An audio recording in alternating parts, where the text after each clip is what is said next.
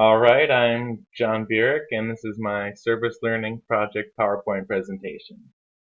The charity that I decided to work with was Feed My Starving Children, and the location that I worked at was in Egan.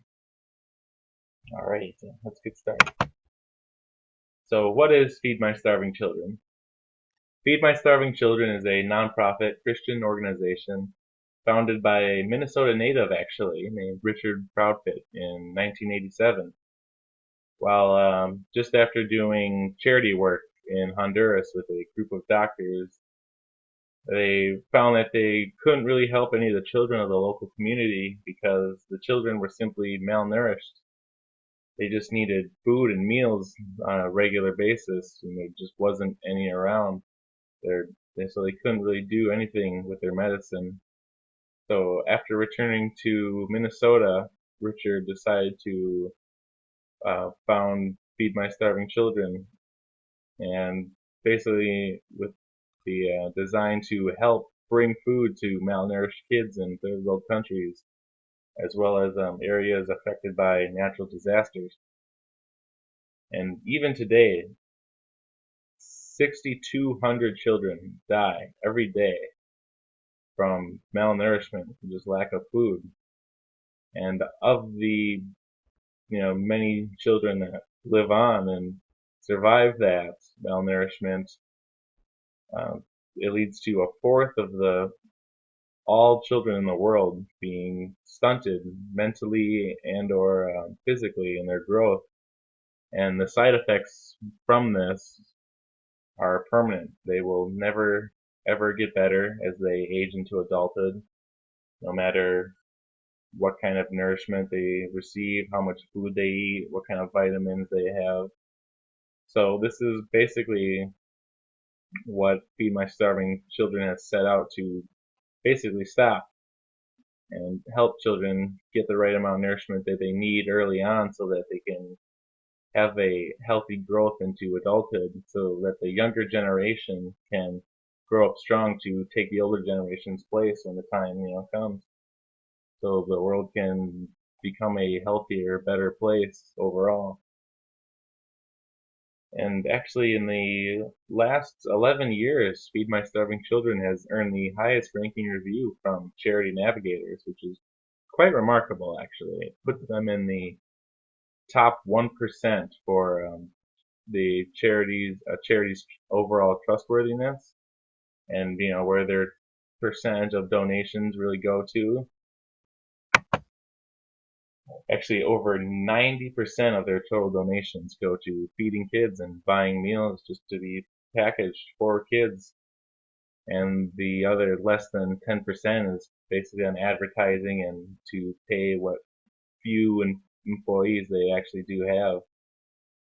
And throughout their 25-year history, they have reached out to about 70 countries, which is also in itself a remarkable feat, and actually reached a new kind of milestone in 2015 and donated nearly 273 million meals with just the help of over 1 million volunteers, which is honestly astonishing that only they have that many volunteers in the first place, and that many volunteers can make that many meals. That's every person making 273 meals, which is pretty amazing. And the only short 2 hours that you're there working, actually. And it's after being there and working there at the little meal packing stations, it's not so hard to believe now, from my perspective, because it just flies by like that, and you're packing, at least two bags a minute. It's quite a fast process, and it just flies by. As for the food itself, it's relatively inexpensive. Each meal costs less than 25 cents, which is about as cheap as it gets, and each bag is less than $1.50. And each bag itself contains about 6 meals. So each bag is sort of meant for a family, since most families are sort of larger in third world countries, or from people who take on other kids from, kids that are abandoned from other parents who just could not feed their children. So another remarkable fact is that 99.97% of their meals actually do make it to their destination, which is outstanding. Actually, it's just a great track record that they have so far. And as for the packing itself, it's insanely simple. They've got down to just such a simplified process. There's only 4 ingredients: rice, soy, dried veggies, and a protein slash vitamin vegetarian chicken flavored powder mix. And most of the nutrition and vitamins and everything that the children will get are coming from this chicken flavored powder. And while the rice and soy are just added for volume, and the dried veggies, there's also a few nutrients and flavor basically in that. And the food bags themselves they're named mana packs, and they actually have 3 types of these mana packs. The pack that I was making at the Egan location was the rice mana pack, and that's what everyone else at their stations were making, and I believe that's the only pack that they make at the Egan location. They might make others at other separate Minnesota locations, as well as maybe the mobile packs, but I think Egan is just the rice. They do actually have 7 other locations, which mostly are between Minnesota and Illinois, and 1 more in Arizona, I believe. And if you aren't, near any of these states or locations, you can get online and register with Feed My Starving Children and sign up for these mobile packs, which I mentioned, which are just kind of scattered throughout the whole country. Each state has quite a few of them that just kind of take place throughout the year. You just sign up and show up for 2 hours. They're at like local churches and community centers. And you just show up for 2 hours and pack meals. And of the other 2 mana packs that they have, there's a Potato W and Potato D.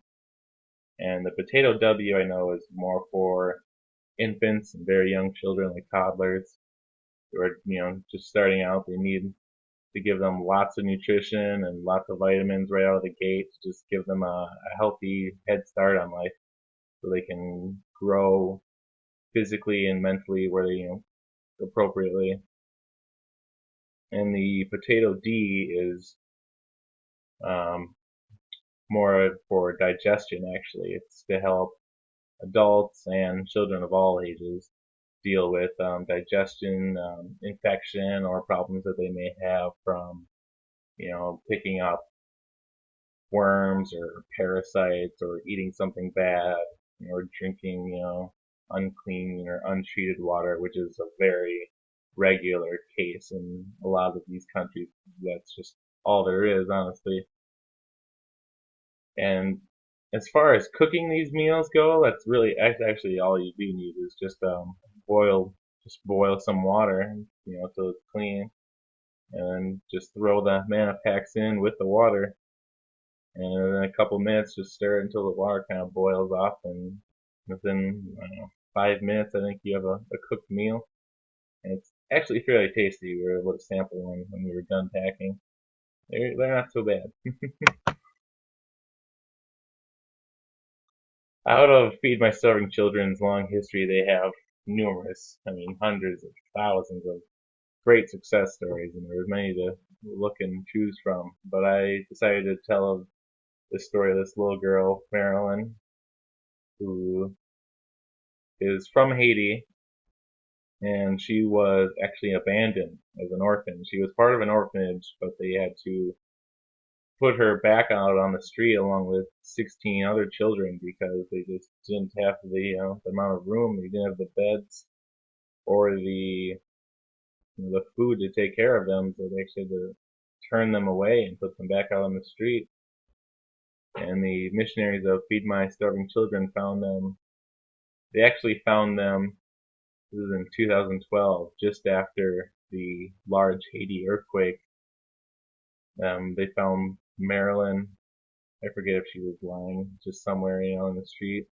She was 14 pounds at age 3, actually, which is just insane to think that. It's just severely malnourished. She could barely move on her own.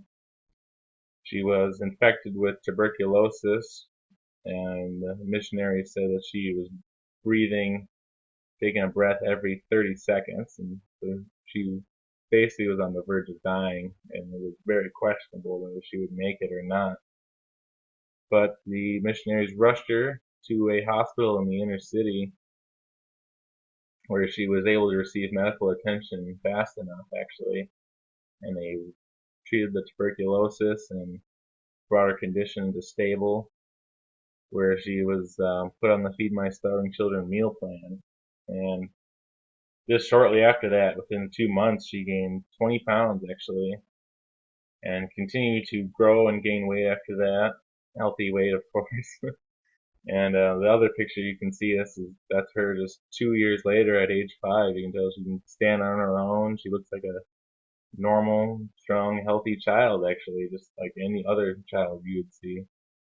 And this is just basically so often the case with Feed My Starving Children. They have helped so many children, and they have so many success stories. And honestly, it was a great place to work for. And while it felt a little impersonal for the whole time, you didn't get to see, any of the faces that you helped. And some people do like that. You just stay focused, on your work the whole time. And other people don't like it because they like to see who they can help, and I totally understand that. But when they showed the orientation slideshow and they went through, quite a few other pictures of children that they had helped, and you could definitely just tell just by the before and after that these meals were definitely bringing the help that these children needed. And just amazing, actually, how quickly some of them bounced back. And honestly, in my opinion, it's a great organization, a great little charity, and they've just exploded, honestly, in the last few years with volunteers. And I think that in itself just shows how good they are and their service and work, basically, to the world and to humanity. So that's my presentation. I hope the picture as well as the audio is okay and understandable. And if there's any problems, just email me. Otherwise, it's been a great semester, and have a great summer, Brandy.